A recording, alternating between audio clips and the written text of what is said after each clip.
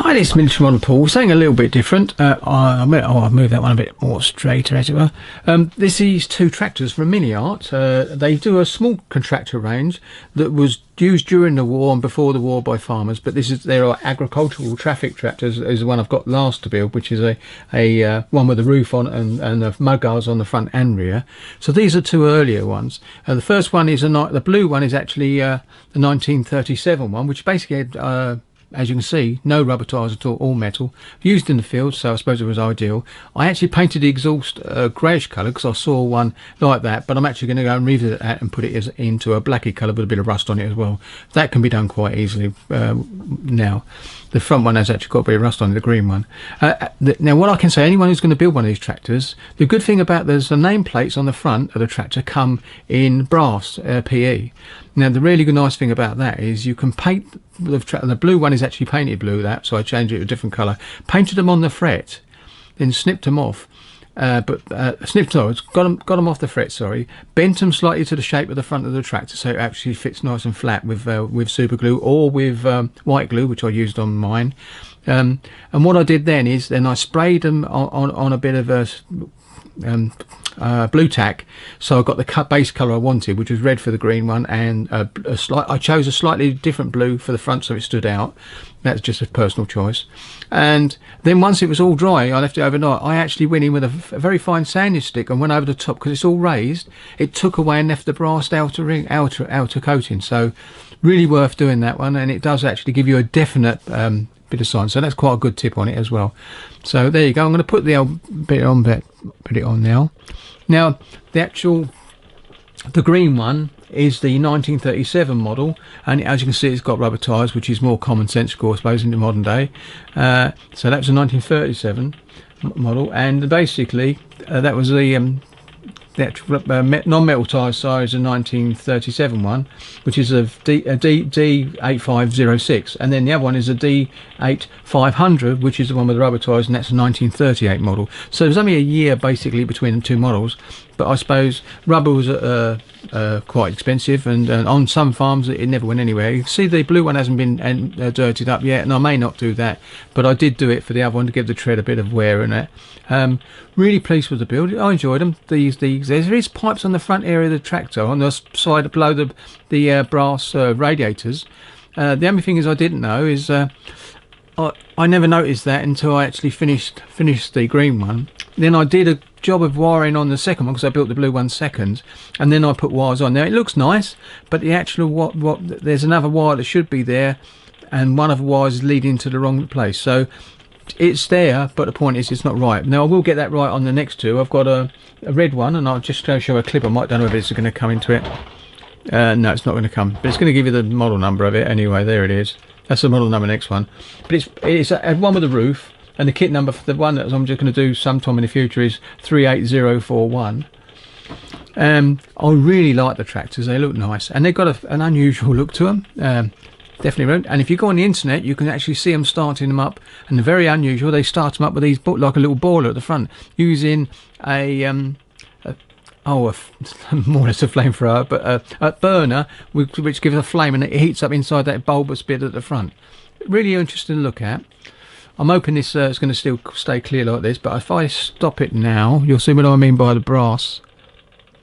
If I do it on the las, the other one, because that one is the one I've done first, and I got it okay, but then I learnt something for the blue one, which was second build, and I thought myself, that's the way to do this tractor with these signs on the front. So if it comes around, you'll see the difference. It's very sharp and clear. So I should zoom into it when it comes back round. Yeah, me giving it shadow. Right, here we go. So if I stop that now and zoom into it, I might be able to zoom in.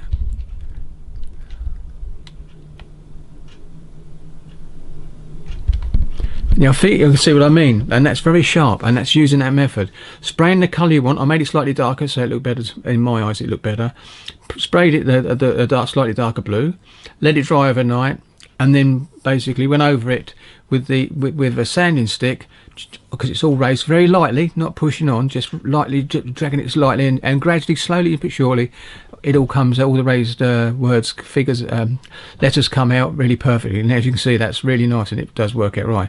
As I said, the exhaust on this one is not the way I'm going to leave it, but not for the moment. I'm doing me Merkava at the moment, but I wasn't going to do a video on these, but I thought, well, I did do them, so it'd be nice to show that I actually done something. These were actually finished this year as well, so this year we have two. But yeah, really pleased with them. Just one of those things, it's something different to build, and as I said, I've got two more. The second one of this, it's got a trailer, and it was in German service, and I think there's a white mark one, and there's also the Luftwaffe one that you can actually build, that was used on the airfields with a trailer for taking supplies out to planes.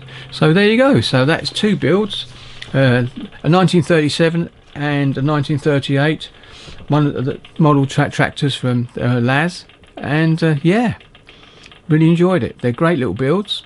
Fiddly, there's a bit of fiddliness underneath on the suspension a little bit, but if you take your time, it's quite easy to do. So I'm going to switch that off now when it comes round to the little green one. Oh, the headlight was done as well. They're meant to be black, evidently, and I put chrome Mogadov pen inside there, and then put the lens on using the old Mogadov, so they look quite nice.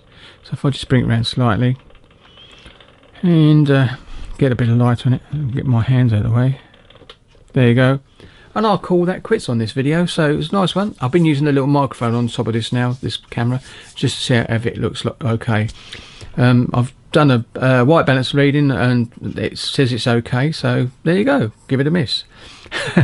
If you don't. Anyway, thank you very much for watching this, and this was just two completed kits I've done. And I really do like tractors. I've got some of their bulldozers to do, and all from World War II, the American ones. So, and I've got a big one that the Americans used during the Afghanistan and all that. And always Israel actually has bought some as well. So yeah, so I've got some more tractors to do. I do seem to like tractors as well.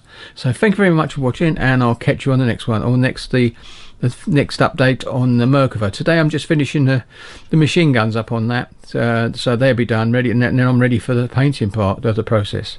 So thank you very much for watching, and I'll catch you on the next one. Happy modelling. Oh, and also liking Ron's 1200 HMS Rodney, a young gentleman in America. He does a video more or less every day, and he's starting it from scratch, which is quite good because I'm really enjoying it. I did tell him that I was watching it because obviously I've got HMS Nelson in 1200 to build, and although the ships are sister ships, they have got slight differences, and he's noticed that. I know, because the deck on his has got HMS Nelson underneath, but it does tell him what holes to open up for the extra things that they've got on the deck, or less of them. On the Nelson there is definitely more anti-aircraft guns, because it's shown in its later stages, 1945 or 44 option, I think it is. Well, we'll have a look at the box later. But anyway, thank you very much, and I'll catch you on the next one. Happy modelling.